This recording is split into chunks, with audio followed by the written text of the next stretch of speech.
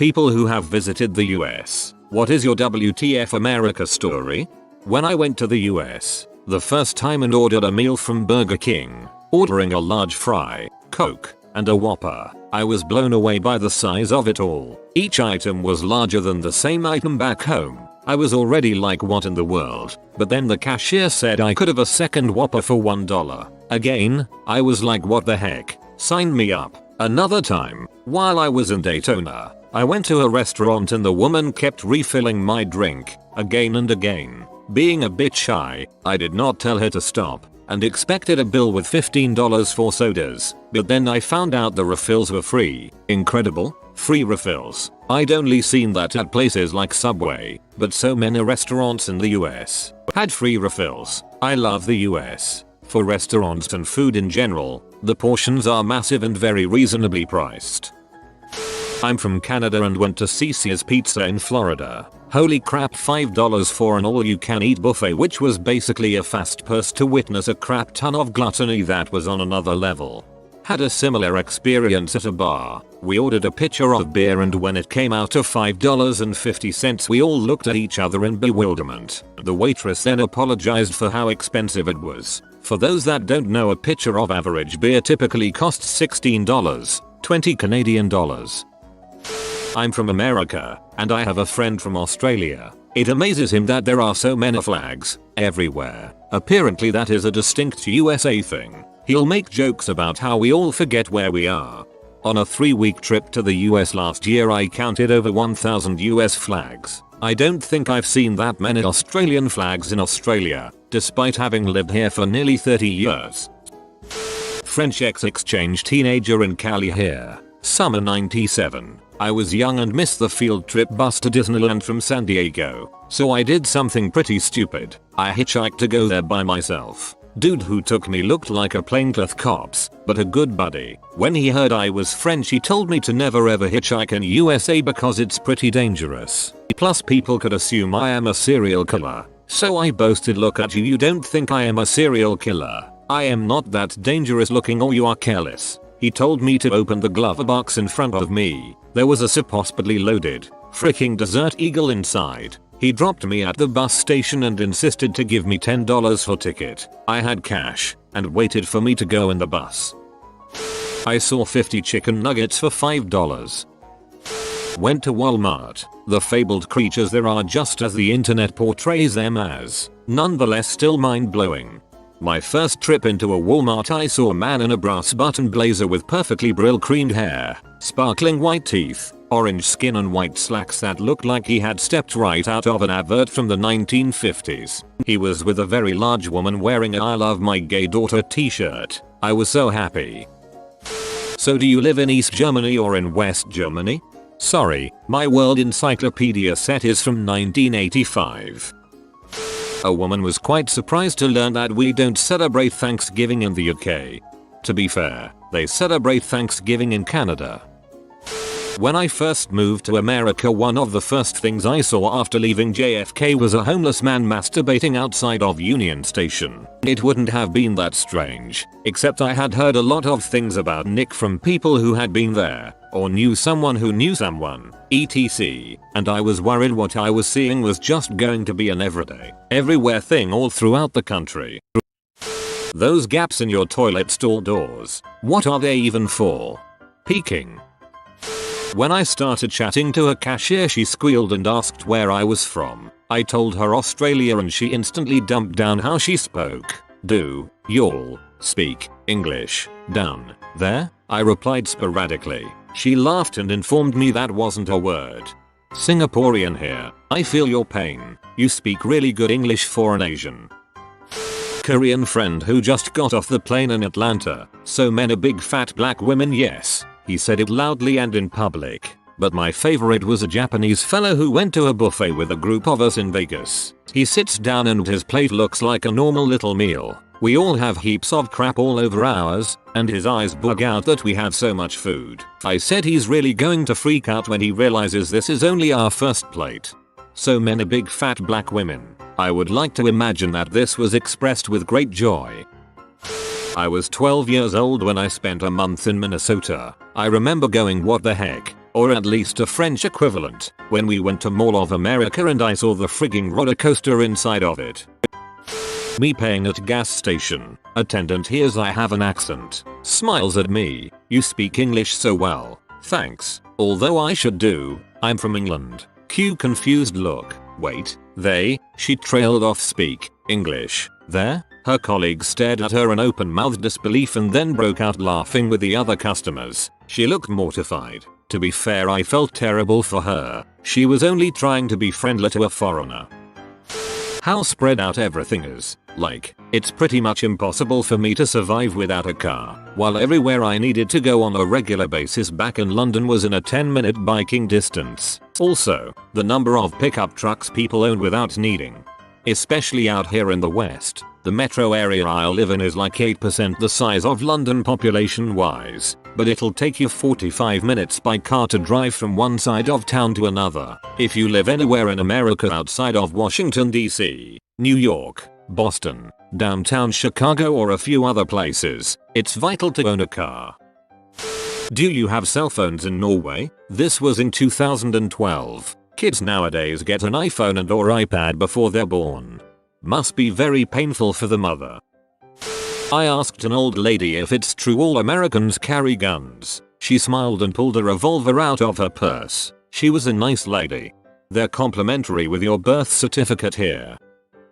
I visited from Canada a couple years ago. Everyone was very nice and had the exact same mildly interested reaction to a credit card with a chip. We've finally started transitioning to these in the last year or year and a half. We're a bit behind. When I first came to the US and my dad took us to a restaurant, I ordered a fish dish and when it came out I asked my dad how come the fish doesn't look like a fish. I was used to whole cooked fish, so deep fried fish fillet looked really strange to me. I had the opposite dining in France. I was not expecting my dinner to stare at me. I was complimented on my excellent English by a girl from Ohio. I'm Canadian. She thought we all spoke German. After moving from Africa, as a teen, I am repeatedly asked why I moved to Africa in the first place, to which I reply that I've always lived there. I am also asked, so why are you white, to which I reply, oh my god, Karen, you can't just ask people why they're white. However, when they reply with blank stares I realize they aren't referencing Mean Girls. Was in northern New York, near Buffalo, and a waitress overheard that I was headed back to the Pacific Ocean. She asked where I was going and I said Vancouver. No honey, Vancouver is in Canada and that is on the Atlantic Ocean. I said Canada is from sea to sea just like America. She replied no, that's not right. Only America is from sea to sea. The combination of her being absolutely sure about something and her total ignorance was surprising enough, but the fact that she felt she should basically interrupt our conversation by telling me I am wrong about what ocean I live beside was weird. That's Western New York.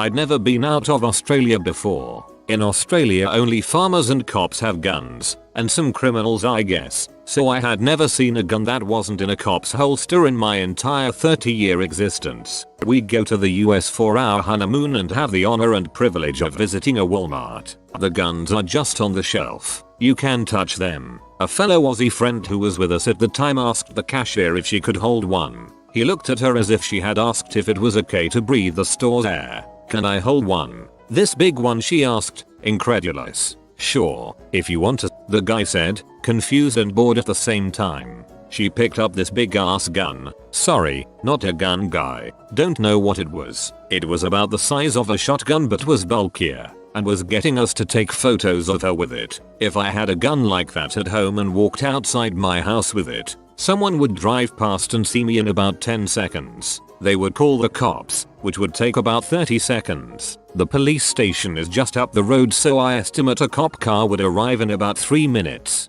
and it would take about 10 seconds for a cop to ask me politely to jump in his car and come for a nice chat down at the police station. But it would be fun for 4 minutes. About the size of a shotgun but was bulkier. That sounds like a shotgun. Canadian, was in a gas station waiting to pay before prepay took over, and a couple of guys with handguns in holsters were in line in front of me, resting their hands on the guns. Not so much what the heck, I knew to expect it, but it's a memory I think of often. As a Texan, A group of people with their hands on their holsters would make me extremely nervous. It's one thing to carry or even open carry. Acting like you might draw that gun is another thing completely.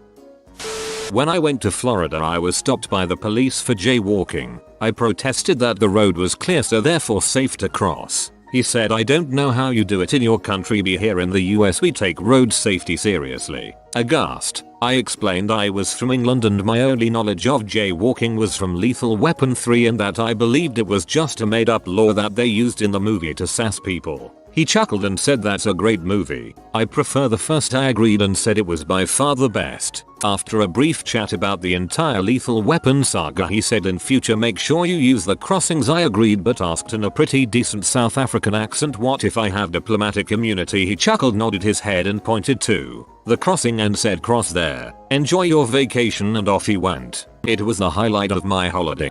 He said, "I don't know how you do it in your country, but here in the US we take road safety seriously." As someone living in Nick, I can't help but laugh at this. Jaywalking is a way of life. That said, I got the nastiest looks in Japan for doing the same, and would be terrified of getting fined in Switzerland. Apparently that's a thing, though I've never gotten fined when traveling there. Asked a girl in a hookah lounge if she knew where New Zealand, my home country, was. She replied asking, "Is that the country above us?" Well, it is a globe. If you get the angle right, you'll hit New Zealand eventually. A couple. I went to university at Cal State Fresno. I was a country boy from Canada. When I was there, the entire downtown of Fresno was boarded up and you did not go there after dark. Actually any time. And a full-blown gun gang fight outside of my apartment in Clovis, a suburb near the university. For a kid from small town Canada, that was mind-blowing. A couple. I went to Fresno. That was your first mistake. Even Californians avoid Fresno, especially Californians. Was at an all-you-can-eat buffet with a soft-serve ice cream machine. As kids we thought we were being little pigs by swirling as high as we possibly could. While our parents weren't looking, or they certainly would have stopped us. The guy after us grabbed a full-sized drink tumbler and filled it up with ice cream. No shame at all. No childlike glee at making the mother of all Sundays. I suspect now it was something he did regularly. The first rule of all-you-can-eat buffet: there are no rules. Only the strong survive. I'm Canadian and I went down to the US to do a little shopping. I accidentally pulled out some Canadian bills and the cashier asked why I kept Monopoly money in my wallet. There was a place called Norma's in Washington State, somewhere rural. Anyway, it was like a shrine to George Bush. The owner was guy in the back of a menu had his face with the quote "Just call me Norma" on the back. Best burger I ever had, called the George W. Bush burger. A universal what the heck for both foreign and US citizens. The Golden Corral. Everything was submerged in liquid butter. The patrons were larger than some cars. One time at Golden Corral many years back, I saw an overweight guy in suspenders whose chest, primarily due to the suspenders, was a freaking square. He wasn't round. Instead he was wide but flat. He was only about 5 feet 5 inches, so that likely played a role into his geometric shape as well. Was the most mind-blowing thing I'd ever seen from a Golden Corral. First night in La watched as a stolen cop car and a million cop cars flew past me down Hollywood Boulevard at 60 miles per hour at 10 p.m. Then I turned and walked back into the Thai restaurant where I watched the fugitive get pit maneuvered and shot dead live on the news via helicopter chase cam. Dude sitting next to us was excited to tell us we had officially experienced La over-the-top car chases, action chase cam news, neon lights in Hollywood, an Asian restaurant that made me feel like I was in an art film. He was right. I've told this story on Reddit before, but my biggest what the heck was in fall 2005. Google Earth had just come out, and my colleague at the university lab and I were looking at it. She was a blonde bombshell from San Diego, and I'm a portly Indian boy. When I showed her Mumbai, my home city, she was blown away. "You have buildings, look. There's an airport, oh my god. You have cars. How the heck do you think we get around?" I asked. Her reply still rings on my head. "Not walking, not cows, not elephants, not bicycles, not horse-drawn carts." She said camels. If I ever saw a camel in Mumbai, I'd stop everything I'm doing and say, "Holy crap, that's a freaking camel." I went to Disneyland in Anaheim, and it just struck me that there were a large number of disabled people out and about enjoying the rides. I'm from India, where there is no shortage of disabled people, but it was just the sheer number of disabled people that made me extremely happy that the park was accessible to everyone. You done good, America, I said to myself as I ate some horrible expensive fried thing. I later realized that most of those people were not disabled but fat people on scooters who did not feel like walking. Where do I sign up? You have been visited by the super land shark. Comment not today to make sure that he doesn't eat you. I hope you enjoyed the video. If you are new to the channel, you can subscribe. I publish new videos every day. Until then, check another video, or don't. Either way, have a great day, you magnificent people.